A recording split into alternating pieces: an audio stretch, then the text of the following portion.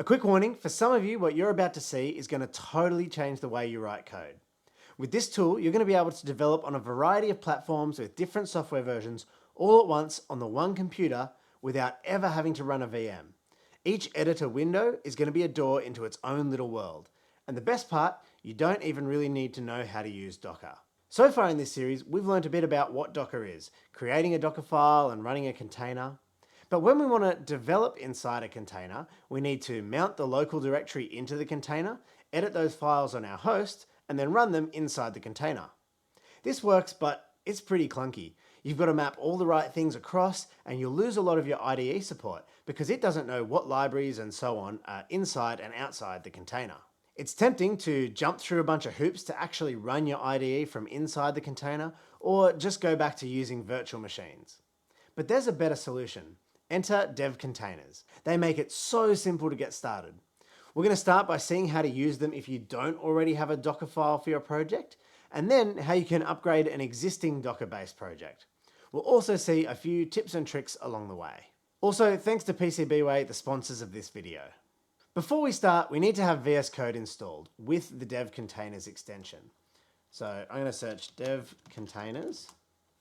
I personally like to install the remote development pack. It includes a whole bunch of other extensions, which are also really useful, but it includes the dev containers. So we'll wait a minute for that to install. We're also going to need Docker installed, which I've mentioned in previous videos, although the dev containers extension can actually help you do that, which is really neat. I tried it on Windows for the first time recently and it worked great. Now I'm going to open a simple project. This is nothing special. It's just a plain old directory on my computer. It's pretending to be a ROS workspace, but it could be any other folder full of code. Now I am running Ubuntu 22.04. If we go here in the terminal, you can see Ubuntu 22.04, but let's say instead that I want to be developing on Ubuntu Focal, so that's 20.04 using ROS Foxy. I don't want to set up a VM, I don't want to muck around with Docker, build, run, blah, blah, blah. I just want my code to run. All I have to do, and this is going to be quick, don't look away, all I have to do is click these little arrows in the bottom left-hand corner, click Reopen in Container. Now there's a whole list of containers here. I'm going to type ROS, go show all definitions, sorry, then type ROS.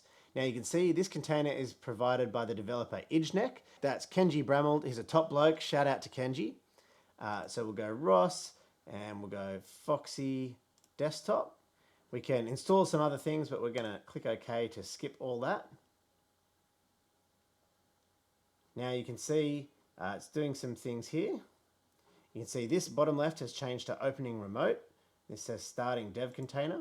We can click this to watch what it's doing if we want. In the background, this is going to be downloading a base Docker image if you don't have it already, and then building some extra stuff on top of that. So you just got to wait a little while. Once it's done, the little icon gets bigger and tells us which container we're in this case, Foxy Desktop.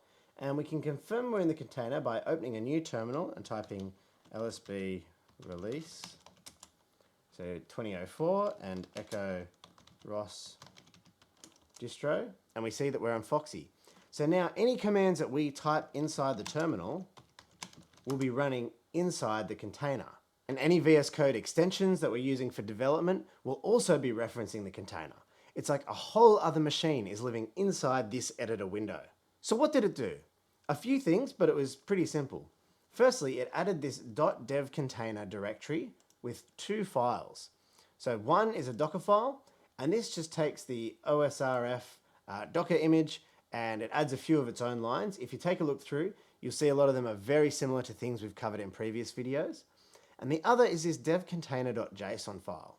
This contains some of the parameters that it needs to feed to the docker run command in order to work properly. Then it pretty much just runs docker build with the Docker file and docker run with the JSON file, and voila, it's done. From here, we can either customize the Docker file to put other things into the image, or the JSON to change the runtime arguments.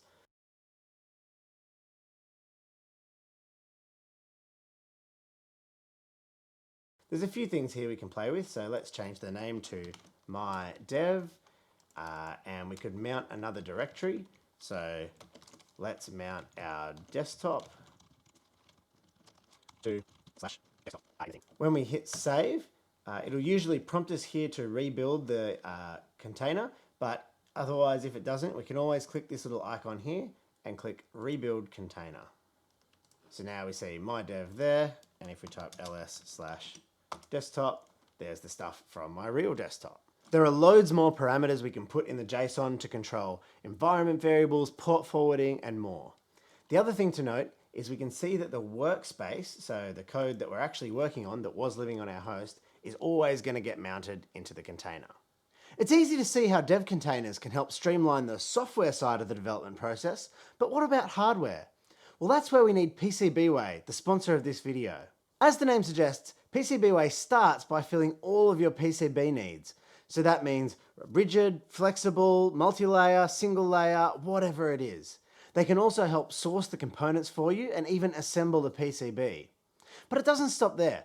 PCBWay can also help with injection molding, 3D printing, CNC machining, and sheet metal fabrication. There's so much you can do covering all aspects of your hardware development. So if you're looking to work faster and get better results, make sure you head down to the link in the description and check out PCBWay. I'm now going to run through a few quick tips on interacting with dev containers, and then we'll finish by taking a look at graphics. So firstly, if we close VS Code and then reopen it, we'll see there's actually two different versions of it in the history. So we've got this one, which is the one that is just the local directory on our host machine. But if we click this one, it'll reopen it right where we left off inside the container. Now it'll actually reuse the same Docker container. So if you install things in it, they will stick around, but be careful with this. Same as normal Docker, whenever you rebuild, you'll lose it. So it's best practice to keep things inside the Docker file. In this case, I'm going to click to open it locally. Now, pretty much every setting that you need is going to be available inside the little button down here, but if not, you can also click on the Remote Explorer. Make sure that you've got dev containers selected up the top rather than remotes. And from here, you can see any dev containers you've got, as well as any other Docker containers on your computer. From there, you can click on these and inspect them. So you can see stuff that's going on. You can click Show Details to see details down here. And you'll also see some other settings in here once you're inside the container if you go into that menu. Now you remember that last time we created our dev container by clicking Reopen in Container. If we already know we're going to want to modify the template before we first open the container, I'm just going to delete this. So instead of selecting Reopen in Container, we can select Add Dev Container Configuration Files, and we'll just do the same thing. Ross, Foxy, Desktop, OK. You can see it says Adding Dev Container Configuration Files, and then this gives us an opportunity to modify these things before we then click Reopen in Container. Once we do that, it's exactly the same as before. What if your project already has a Docker file, like this one? When you select Reopen in Container, it's going to pick up that there's already a Docker file here, and let me click on that, and then we click OK, and then it's just going to add the devcontainer.json. If that doesn't work, you can also create the JSON file yourself, manually specify the path to the Docker file, hit open, and everything should work. The quickest way to access all of these commands, rather than clicking on the button down here or going through the Remote Explorer, is through the command palette. So you just do Control-Shift-P to open that, and then you type what you want. For example, reopen in container, and sure enough, it does it. When we look at the extensions menu from inside the container, it actually tells us which extensions are installed on the host and what is installed in the container. We often want to install things like themes on the host, but extensions that process code like language support inside the container. For example, you can see here, I have the C/C++ extension pack installed on my host, but it can't do anything there. So it's recommending that I click install it inside the dev container. We give that a minute. And now I have everything I need to develop C++ programs inside this container. You can see it says this extension is enabled in the remote extension host because it prefers to run there. You can even use the Configure Recommended Extensions option in the command palette to add particular extensions to a list. Now, if you want to share your development environment with your colleagues, All they need is the repo, and when they open it, it'll get the prompt to firstly reopen in a container, then install the recommended extensions, and they'll be right on their way. One thing you might want to have working is GUI programs, and there are a couple of ways we can do this. You can try both and decide what works best for you. The first way is the same as what we've done in previous videos. Now, to do it properly, we should mount the X domain socket and set display and so on, but I think in this case, VS Code must be forwarding the display environment, and we're using network host. The only thing we're missing is the X authority. I'll be honest, I mucked around with this for a while and I got pretty confused. It's hard to tell exactly what was necessary to trigger the change in the container, rerunning, rebuilding, or so on. So I'm going to try running rviz right now. Apparently at this point I just stopped talking, but you can see rviz clearly isn't opening correctly. So I opened another terminal and set xhost plus local to enable local users to access X. And then I went in, I rebuilt and reopened the container in VS Code.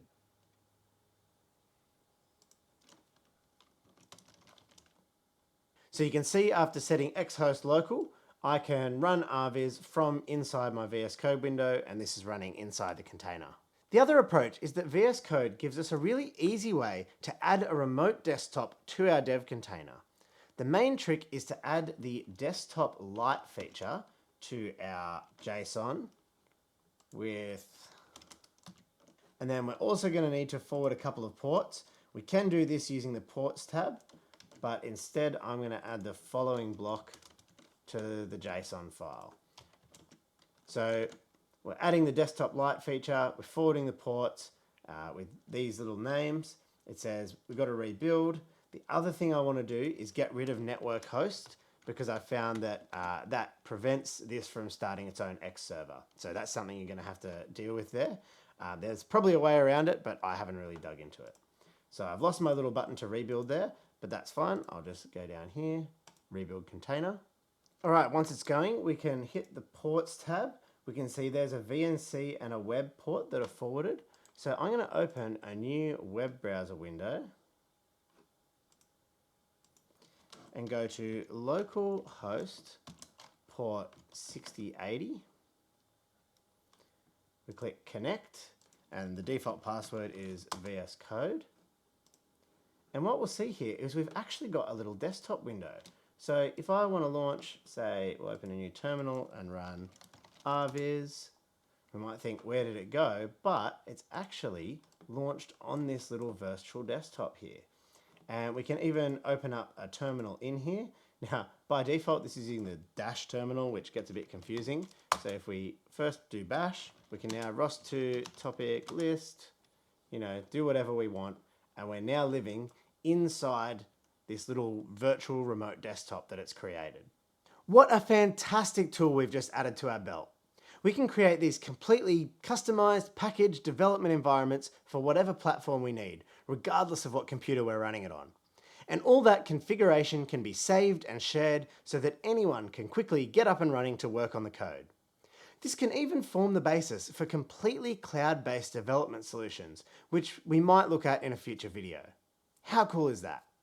If you haven't used it before, you should also check out VS Code over SSH, a very similar feature that lets you develop on remote machines rather than in a container. I made a brief video about it a while back, but you'll see the options for it in that same remote development menu. Thanks to PCBWay, make sure you go over and check them out. And thanks to Anonymous, Weekly Robotics, Joshua Kraftchen, and all the other patrons who support this channel. If you'd like to join in the discussion thread for this video or support the channel, you find links to both of those things down in the description. I'll see you next time.